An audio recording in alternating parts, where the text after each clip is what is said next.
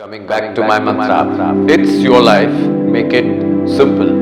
और मैं आज आपसे वो बात बता रहा हूँ जिसने मेरी लाइफ को बहुत ज़्यादा मुश्किल बना दिया था। एक समय था कई साल पहले जब मैं बहुत डर जाया करता था। मैं क्या बोल रहा हूँ, कैसे चल रहा हूँ, किससे बात कर रहा हूँ, ये सारी बातें मुझे बड़ा कॉन्शियस कर दिया करती थी। और पूरे समय I used to be too egocentric, अपने बारे में सोचता था और अपने आप को दूसरों की निगाहों से देखता था, चाहे वो मुझे वैसे देख रहे हो या नहीं। इससे किसी से कोई लेना देना नहीं था। जो भी चीज चल रही थी मेरे मन में चल रही थी।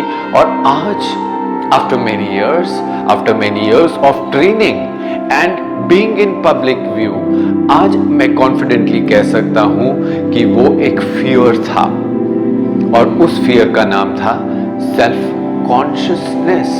मैं बहुत ज्यादा सेल्फ कॉन्शियस था, बहुत ज्यादा आत्मचिंतन में विलीन था और एक इमेजिनेटिव ड्राइंग के साथ चल रहा था, मेरी ड्राइंग के साथ चल रहा था, जो कि टोटली अनरियल थी, जिसने मुझे सालों साल डराया। और आज भी जब मैं किसी से पूछता हूं are you self conscious, the straight answer is no, I am not. ना इसलिए बोलते हैं क्योंकि लोगों को पता ही नहीं कि सेल्फ कॉन्शियसनेस के इंडिकेटर्स क्या हैं, कॉमन इंडिकेटर्स। और ये सब इंडिकेटर्स को उन्हें पहचानना कितना जरूरी है और समय रहते इन्हीं पर काम करना भी कितना जरूरी है। So, here are the 5 indicators of self-consciousness. Indicator number 1, जब हम अकेले रहते हैं तो हम बिल्कुल भी सेल्फ कॉन्शियस नहीं रहते, we are in our own skin. लेकिन जैसे ही हम सोसाइटी से एक्सपोज होते हैं, नंबर 1, नंबर 2, नंबर 3, 4, 5, 6, 7, 8, 10 आदमियों के बीच जब होते हैं, तब सेल्फ कॉन्शियसनेस हम पे अपना अटैक करती है। यानी सोशल एंजाइटी और सोशल फोबिया तब होता है जब हम सोशल इंटरैक्ट करते हैं। So the first indicator is insecurity, feeling of insecurity at the time when you are with people। जब हम लोगों के बीच हो और हमें कुछ इनसिक्योरिटी महसूस हो रही हो, मान लीजिए कि आप सेल्फ कॉन्शियस हो। Indicator number 2, feeling of isolation. लोगों के बीच में हैं लेकिन फिर भी कटे कटे हैं, जैसे बिलिंग क्यू में हैं हम। कितने सारे लोग हमारे साथ हैं, हम किसी को भी देखकर मुस्कुराते नहीं हैं, हम आंखें चुराते हैं। हम ये सोचते हैं कोई मुझसे बात ना कर ले, मैं फटाफट अपना बिल बनवाऊं, पेमेंट करूं और यहां से कट लूं। ऐसी जो फीलिंग ऑफ आइसोलेशन है, यदि आप में है तो मान लीजिए कि आप सेल्फ कॉन्शियस। इंडिकेटर नंबर 3, मैंने व्हाइट शर्ट पहनी है, क्या मैं व्हाइट शर्ट में अच्छा लग रहा हूं? लोग बाग मुझे देख रहे हैं, कहीं कोई मेरे बारे में कुछ सोच तो नहीं रहा है, कहीं मेरी शर्ट पे दाग तो नहीं है। और यदि कोई कह बैठा कि आपकी शर्ट अच्छी लग रही है, तो मैं बोलूँगा अरे ये तो मैंने बहुत दिनों के बाद निकाली है, ये मेरे वार्डरोब में रखी हुई थी। और तमाम तरह की नेगेटिव बातें इस बेचारी शर्ट के ऊपर बोलूँगा। क्यों? क्योंकि आई फील कॉन्स्पिक्यूअस। लोग मेरी शर्ट देख रहे हैं, हेयर स्टाइल देख रहे हैं, मेरा कॉम्प्लेक्शन देख रहे हैं, ये सारी बातें लोग देख रहे हैं, ऐसा मैं सोचता हूं और लोगों की निगाहों से मैं अपने आप को देख रहा हूं। यदि ऐसी फीलिंग है तो आप सेल्फ कॉन्शियस हैं। Indicator number 4, feeling small.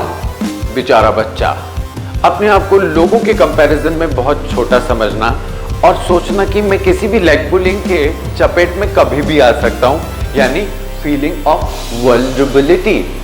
कोई भी आकर मेरी इमेज को कभी भी इंजर कर सकता है, मैं कुछ भी नहीं कर पाऊंगा। यदि ऐसी फीलिंग है, यदि ऐसा डर मन में है, तो जी हां, आप सेल्फ कॉन्शियस हैं। Indicator number 5, attack it as soon as possible. Feeling of stiffness, बंधे बंधे रहना, एक रोबोट की तरह एक्ट करना। वो इसलिए क्योंकि स्टिफनेस के कारण हमारा जो बॉडी मूवमेंट है वो बंधा बंधा है, बॉडी लैंग्वेज क्लोज्ड है। और बॉडी लैंग्वेज छोड़िए, जो हमारे वर्ड्स हैं, जब हम लोगों से बात करते हैं तो वो भी एक मीनिंगलेस साउंड में आते हैं। उनका कोई मीनिंग नहीं है, क्योंकि हम अंदर से रिलैक्स नहीं है, सेंटर्ड नहीं है। इसलिए जो भी हम बोलते हैं it is awkward, it can be weird, अजीब है, लोगों को भी समझ में नहीं आता है और बोलने के बाद हमें भी लगता है ये मैंने क्या बोला। तो अगर इस तरह की meaningless language, feeling of stiffness in movement, closed body language यदि आप महसूस करते हैं तो समझ लीजिए कि आप सेल्फ कॉन्शियस हैं। And to sum it up, अगर फीलिंग ऑफ सेल्फ कॉन्शियसनेस है, number 1 you are not in your skin, number 2 you are not grounded within yourself, number 3 you do not feel centered। ये एक बहुत बड़ी problem है जो कई लोगों को है, and researchers are telling that most of us are self conscious. अगर हम सेल्फ कॉन्शियस हैं तो हम कुछ मेंटली अपने आप को रिकैलिब्रेट करें, अपनी सोच को सुधारें और इस सेल्फ कॉन्शियसनेस से बाहर आएं। इससे कैसे बाहर आ सकते हैं? थेरेपेटिक हेल्प है, मेडिकल हेल्प है, लेकिन before we seek that help, let us help ourselves just by our understanding. 5 pointers, 5 indicators मैंने आज आपको दिए हैं कि सेल्फ कॉन्शियसनेस के क्या क्या इंडिकेटर्स हैं।